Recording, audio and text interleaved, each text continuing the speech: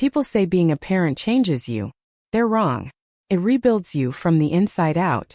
You don't just add love into your life. You carve out pieces of yourself to make room for something you can't fully explain. For 8 years I did that. For 8 years I woke up to the sound of little feet padding across hardwood floors, the smell of cereal, and the warmth of sleepy hugs. And then one letter, one brutal truth, reduced all of it to something I wasn't ready to face. But we're not there yet. Let me tell you who I was before the world cracked. My name is Michael Carter, 36. Born and raised in Charleston, South Carolina. I fix houses for a living. Anything from busted drywall to full kitchen remodels. I like classic rock, black coffee, and the feeling of fresh sawdust on my palms. But if you ask me who I am, I'll tell you this. I'm a father. Least I was. His name was Caleb, and he was everything. I met Rachel at 27. She was electric. All smart eyes and fast talk. The kind of woman who knew what she wanted and didn't wait for permission to get it. We met at a local home show. She was working PR for a paint brand, and I was demoing some cabinet refacing. She said I looked too clean to be a contractor. I said she talked too much to be in marketing. She laughed. I fell. We dated fast. Moved in faster. Within 6 months, we were sharing bills and toothbrush holders. The pregnancy? Unexpected. Rachel found out when we were still getting used to living together. I remember how she told me, standing in the kitchen with a takeout box in one hand and the test in the other. She looked pale. Afraid. I didn't plan this, she said. Neither did I replied. But I'm not going anywhere. She stared at me like she didn't believe it. Then she cried, and I held her, already rewriting my life. Caleb was born on a rainy Tuesday in late October. I remember because the hospital's power flickered during the final hour of labor, and I joked that he wanted to make a dramatic entrance. When they placed him in my arms, I didn't feel fear. I didn't feel overwhelmed. I felt chosen. Like something greater than me had handed over a tiny wrinkled miracle and said, "This one's yours." He had Rachel's nose. My eyes, I thought. Tiny fingers that gripped mine with impossible strength. From day one I was all in. The first year was chaos, late nights, early mornings, bottles, diapers, the overwhelming flood of firsts. Rachel handled most of the feeding. I took every midnight change. I sang old rock ballads to Caleb while walking circles around our tiny apartment. We fought sometimes about money, exhaustion, space, but we fought like people who planned to stay. At least, I did. Year 2, we bought a small house on the edge of town. It wasn't much, fixer-upper. Overgrown backyard, water damage in the garage, but I loved it. I pictured Caleb learning to ride a bike on that cracked driveway. I imagined teaching him how to sand deck rails, how to hang drywall, how to grow tomatoes that never quite made it to the table. Rachel returned to work. I picked up extra jobs to cover daycare. Our rhythms changed, but our anchor was Caleb. He learned to walk early, talk late. When he finally said "Dada," I cried in the hardware store. By the time Caleb turned 5, I was dad. Every drawing from kindergarten had me with a hammer and a giant smile. He told his teacher I could fix anything, even the moon if it broke. I taught him to skip rocks. He taught me how to find dinosaurs in the clouds. We built a treehouse together. A terrible, slanted, splinter-filled treehouse that he called the castle, and made me promise never to fix. Rachel took pictures of everything: birthday cakes, bath time mohawks, Caleb asleep on my chest. She was quieter now, more tired. Her job was demanding. We argued more often. About stupid things. Dishes. Phone calls. Whether I was spoiling him too much. But I didn't care. Because Caleb loved me like I was the only world he knew. When he turned 8, we threw a pirate-themed party in the backyard. I dressed like Blackbeard. Rachel rolled her eyes and said I looked like a history teacher with a midlife crisis. Caleb loved it. That night, after the guests left and he collapsed in a sugar coma, Rachel sat across from me with a strange look in her eyes. "We need to talk," she said. I waited. She didn't speak for a long time. Finally, "Do you ever wonder why he looks nothing like you?" I frowned. "What are you talking about? He doesn't have your build, your hair, your skin tone." "He's got my eyes." She looked down. "I'm not so sure." The words hung in the air like smoke. My heart thudded. You're not saying what I think you're saying. She said nothing. I stood. Rachel. She met my eyes. There's a chance he's not yours. I can't describe what that moment did to me. Didn't feel real. Didn't fit in my brain. 8 years. 8 years. I had fed him, bathed him, held him during fevers, coached t-ball, built forts, rebuilt myself. And now one sentence like an earthquake splitting open the ground beneath me. Rachel tried to explain. There was someone else. Before you. Thought. I didn't think it mattered. Why now? I asked. My voice didn't even sound like mine. Because he's asking questions. About blood type. About family trees. And I realized. I don't know the truth. We did the test a week later. I couldn't sleep. Couldn't eat. Couldn't look Caleb in the eye without feeling like a fraud. When the envelope arrived, I knew the answer before I opened it. Probability of paternity 0%. I stared at the paper until the words blurred. Then I walked outside and threw up in the bushes. Rachel cried. Said she was sorry. Said she'd never meant to lie. That she never thought it would matter because I'd stepped up. That Caleb loved me. That I was his dad in every way that counted. But everything felt poison now. Even my memories. I spent the next week sleeping in my truck. I told Caleb I had to fix something at the cabin. He believed me. Of course he did. I'd never given him a reason not to. But I couldn't look at him. Not until I figured out who I was now. If I wasn't his father, then who the hell was I? There are no words in the English language for the moment you realize your child isn't yours. Asterisk asterisk. There are words for death. For divorce. For betrayal. But there's no term for the slow, private death of an identity. When the title you wore with pride becomes a question mark. I was a father. And then I wasn't. Not biologically. Not legally. Just a man with a memory full of lullabies and Lego bruises. The week after I got the test result, I lived in the bed of my truck. Slept in the driveway of a friend's hunting cabin and showered with bottled water from the trunk. The nights were cold and the mornings were worse. Because every morning I woke up and remembered. He's not mine. Rachel called the first 3 days. I didn't answer. Then she stopped. That hurt more than I expected. I thought she'd chase me. I thought she'd beg. I thought she'd care enough to fight. But silence came easier for her than it ever did for me. On day 5 I finally went home. I'd aged 10 years in 5 nights. Rachel was in the kitchen when I walked in, pale red-eyed like she hadn't slept either. She didn't say a word. Just nodded toward the coffee pot. Already brewing. Already waiting. Iset. She poured. Then we both stared at the mugs like they might offer us answers. Finally I spoke. Does he know? Rachel shook her head. No. I wouldn't. I couldn't. Ister daher. So we're lying again. It's not lying, she whispered. It's protecting him. No. Isnapat. It's protecting you. She flinched. Michael. Don't, I said, my voice shaking. You don't get to ask me to be his father and then tell me biology doesn't matter. Not after hiding this from me for 8 years. Tears welled in her eyes. I didn't think it mattered. You didn't think I deserved the truth. The next few days were mechanical. I stayed in the guest room. Caleb thought it was because I was working late. I still kissed him goodnight. Still packed his lunch. Still listened to his rambling stories about dinosaurs and dragons. But every time I looked at him, it was like looking through glass. I loved him. But I didn't know how anymore. Not with the truth pushing between us like a locked door I couldn't open. I talked to a lawyer. Not because I wanted custody. Not yet. I didn't know what I wanted. But I needed to understand. What were my rights? What was I? Turns out not much. I'm sorry, the attorney said. But South Carolina doesn't grant automatic parental rights to someone who's not biologically related or legally adoptive. But I've raised him since birth. He nodded. Yes, and that makes this a moral issue. But legally? You're a third party. I laughed. A bitter choke sound. So I have less rights than a stranger? In the eyes of the court, yes. I walked out of that office in a daze.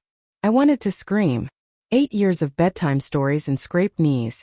And I had less legal standing than a sperm donor. The law didn't care about who loved Caleb. It only cared about whose blood he carried. That night, Rachel and I sat down at the dining table.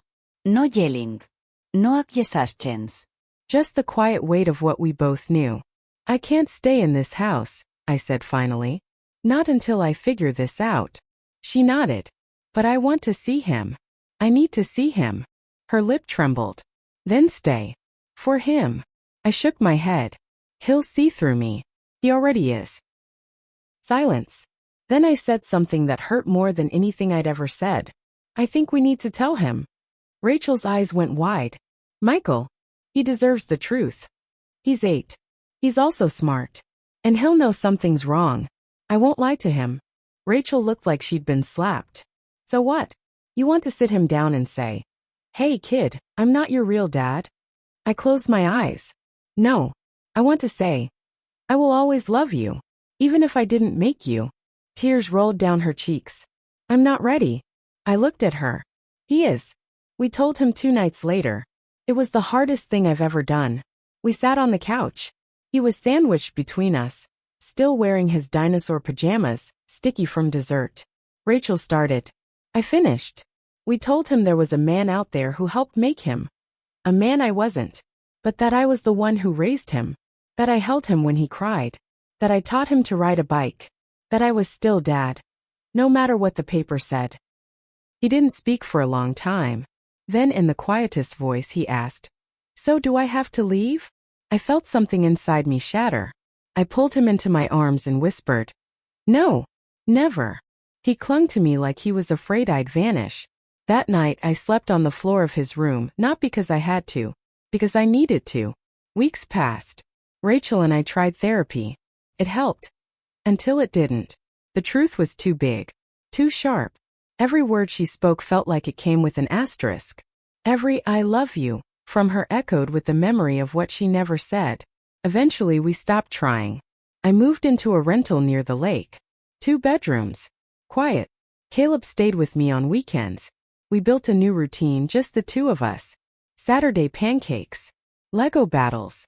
Nature walks where we made up names for the trees. It wasn't perfect, but it was ours. One day while skipping rocks, Caleb asked, "Do I look like him?" I froze. Who? He shrugged. The other guy.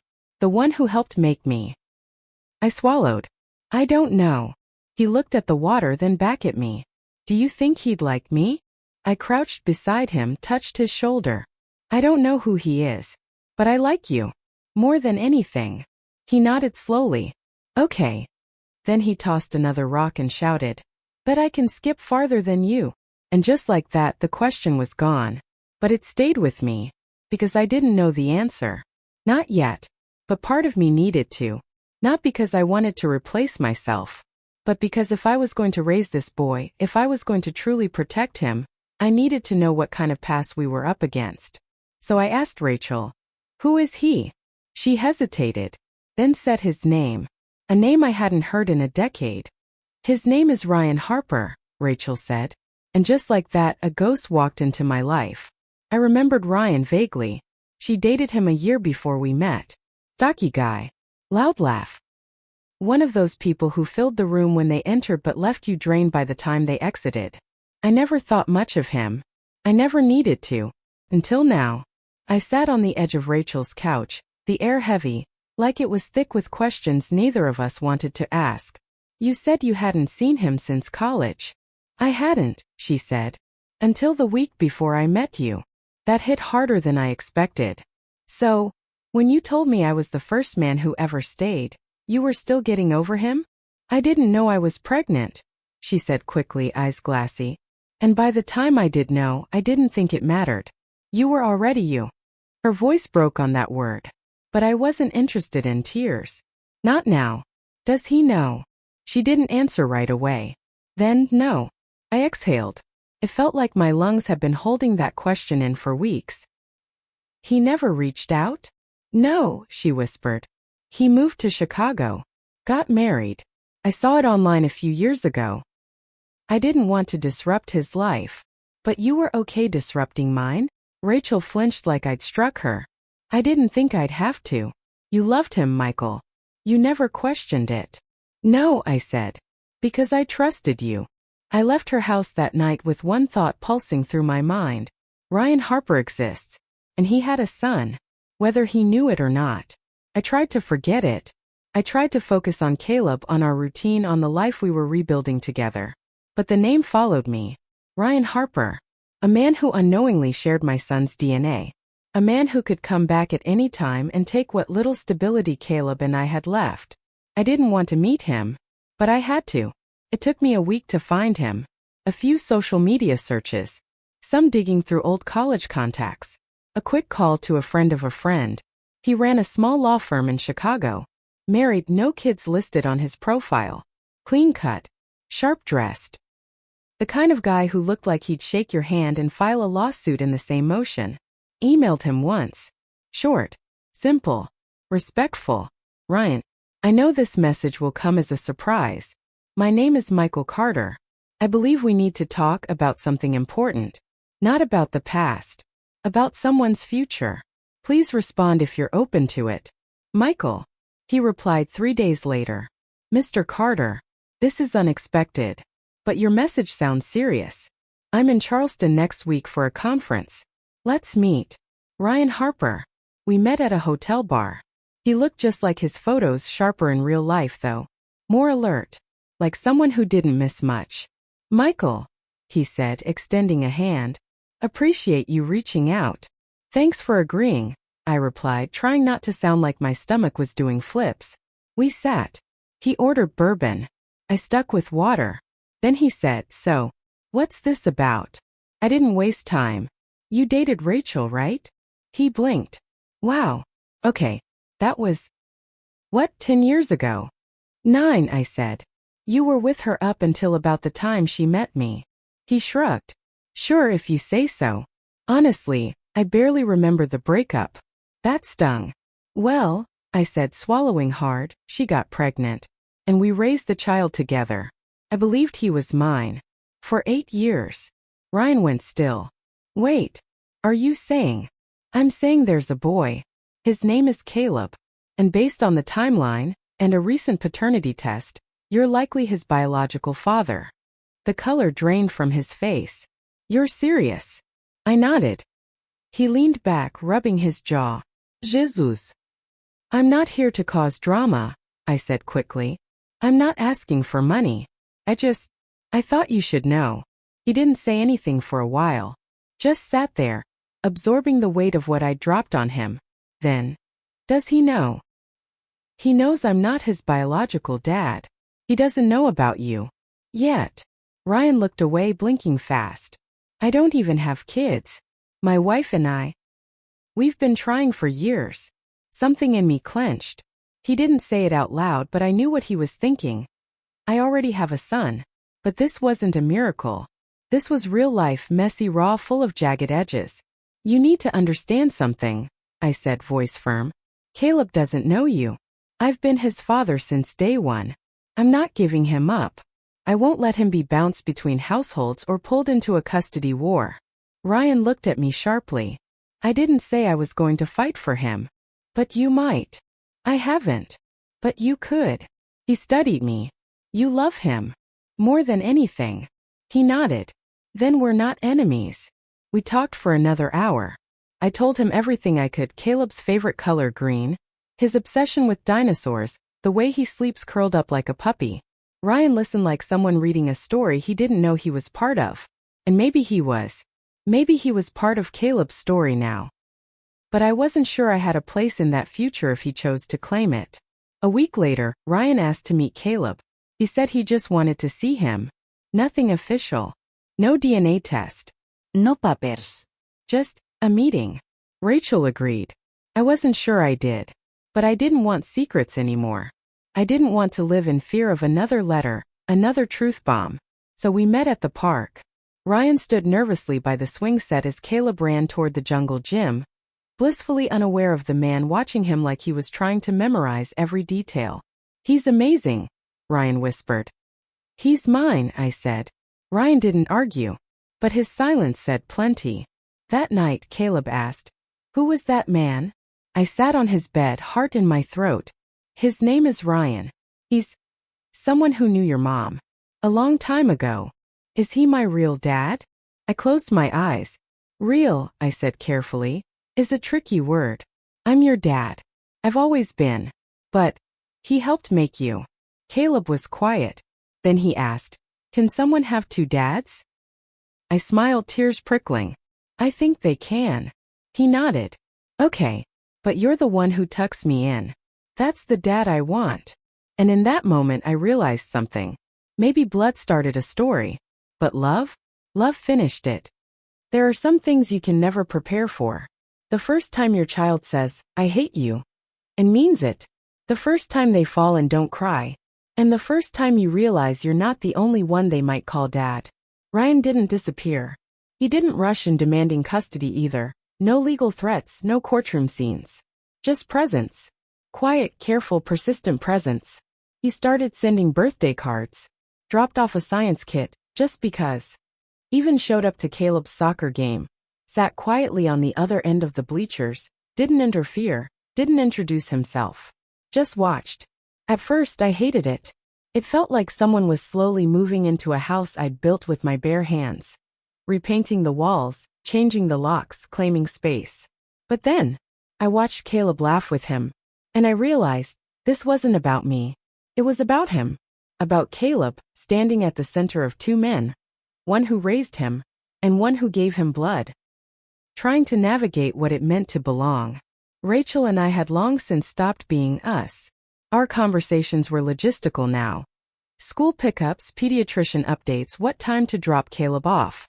But we agreed on one thing, Caleb came first. So we sat down, the three of us, and had the talk. No lawyers. No threats. Just hard truth. Caleb wants to know him, I said. And honestly, I think he should. Rachel bit her lip. Are you okay with that? No, I said. But it's not about being okay. It's about doing right by him. She nodded, and for the first time in months we were in sync. Ryan and Caleb started spending Saturday afternoons together. It began small walks in the park, ice cream outings, chess at the library. Caleb would come back flushed with excitement, chattering about how Ryan taught him a new card game, or told him stories about life in Chicago. He started asking questions I didn't have answers to. Did Ryan like dinosaurs too? Was Ryan good at math when he was little? Do I laugh like him? Ides Mila. Nod. Redirect. But every question was a reminder. I was no longer everything to my son, and I had to be okay with that. One day, Caleb asked the question I feared most. Who's my real dad? We were in the backyard. I was painting the old garden bench, and he sat beside me with a brush in hand, smearing uneven streaks across the wood. What do you mean? I asked even though I already knew. Like, if you and Ryan were both here and something happened, who would I belong to? I put down the brush. You belong to you, Caleb. And to anyone lucky enough to love you. He frowned. That's not an answer. I smiled sadly. Yes, it is. I didn't want to compete with Ryan. But sometimes I did. I'd buy the extra gift. Offer another trip. Stay up late helping with homework even when I was exhausted. There was a quiet war in me between my pride and my love. Until one night Caleb got sick. A stomach bug hit hard and fast. Rachel was out of town visiting her sister, and I was home alone with him. He cried from the bathroom, weak, pale, feverish. I cleaned him up, changed his clothes, held him as he shivered in bed. And when I tried to leave, he grabbed my hand. Don't go, he whispered. I'm right here, I said. No, I mean you. Dad. You stay. I sat beside him, heart pounding. He didn't call for Ryan. He called for me. And I realized something I hadn't let myself believe. I was still his safe place. Even if Ryan was part of his world now, I was still his home. The next weekend, Ryan asked to meet. We sat at the diner near the soccer field. The same booth where I'd once taken Caleb after his first big win. Ryan looked nervous. I don't want to step on your toes, he said. I know what you mean to him. I sipped my coffee. You mean something too. He nodded. But I won't take your place. I looked at him. Really looked. And I saw it.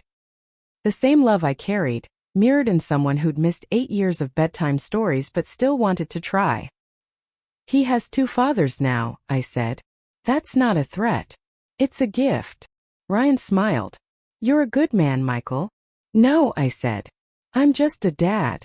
And that was enough. Months passed. Caleb grew. Taller. Sharper. Funnier. He called Ryan never Dad. But when Ryan visited, he lit up.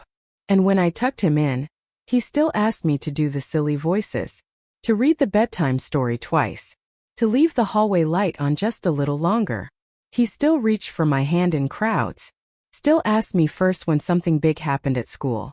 And one night he said something I'll never forget. You know what's cool? He asked.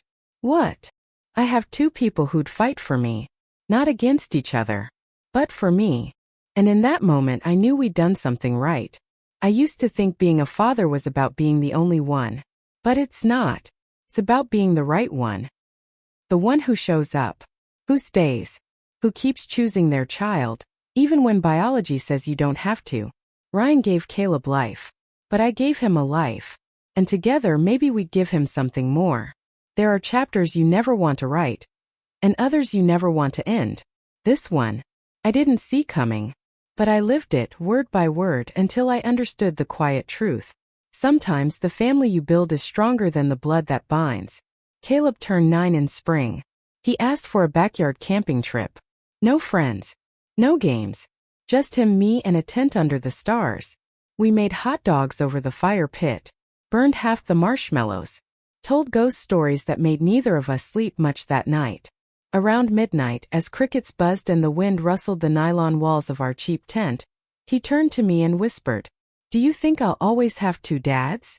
The question didn't sting like it used to. I looked up at the sky. I hope so. Even when I'm older? Especially then. He smiled. Ryan says I have his ears. But Mom says I have your laugh. I chuckled. I like her version better. He rolled onto his side, eyes heavy. I don't care who made me, he said. You're still my favorite person. Then he fell asleep. And I lay awake beside him, staring at the stars, feeling like maybe, just maybe, this was what healing felt like. Summer came fast. Rachel and I finally sat down and filed custody paperwork. Nothing messy. Just formalizing what had been unspoken for too long. We agreed. I'd remain Caleb's legal guardian. Ryan waived any rights, but requested visitation and future involvement. Rachel remained primary on school records, but we shared everything else. It was civil.